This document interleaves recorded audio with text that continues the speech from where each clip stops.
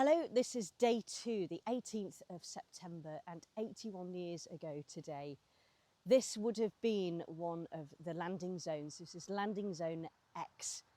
So this would have had a number of thousands of paratroopers landing on the first day and also today, the second day.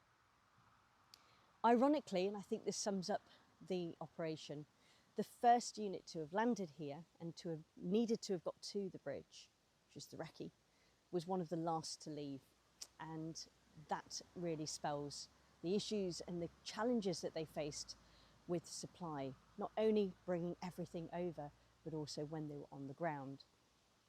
And you can imagine the tens of thousands of men, the tens of thousand pieces of equipment, everything needed to be brought over. And one of the most important things to remember is that, yes, there were paratroopers, but the majority of the airborne division was made up of glider-borne forces who carried across everything, all of the equipment that you needed. So jeeps, artillery, supplies, ammunition, medical equipment, everything came over, and they had their own drop zones. So drop zone S, where Stanley Biggs landed, is a little further up.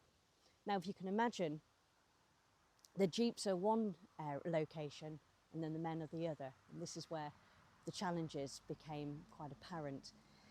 Now, if you are heading out and you have a minor mishap and it causes a delay by a few minutes, potentially hours, just imagine that occurring during the battle.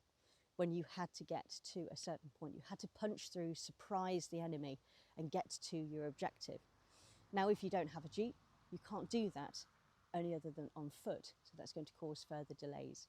And I'm actually standing in very close to the spot where one of the rendezvous, the RV point for recce, was based. So this is where they would have actually rendezvoused, got into their jeeps and headed off as quickly as they possibly could across country.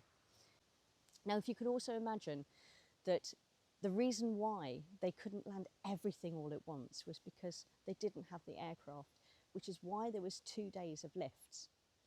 Now, with the other aspect that became a challenge was that not everyone who landed on that first day could go to the bridge. They couldn't get there because they had to hold these positions for the secondary landings the following day. So you had troops dotted and stretched and split up from the very beginning.